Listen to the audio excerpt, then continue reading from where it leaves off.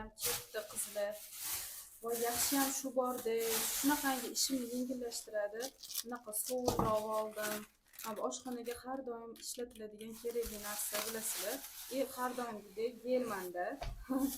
Shu gellar rosa ko'p ketadi bizda ko'pchiligimizga. Bu yerda bo'lsa sut har doimgidek. Keyin bu ertalabki choyga va salatga xudo xolisa shunaqangi indiyka bilan mana qoluvdim. Anaqa to'g'ri qazi bor, rosa yaxshi ko'ramiz. Mana shundan oldim. Naryoqda hozir yog'man bor. Suvlarni ham har doim korzinka bo'ydan olib keltiraman, chunki rosa arzon beradi.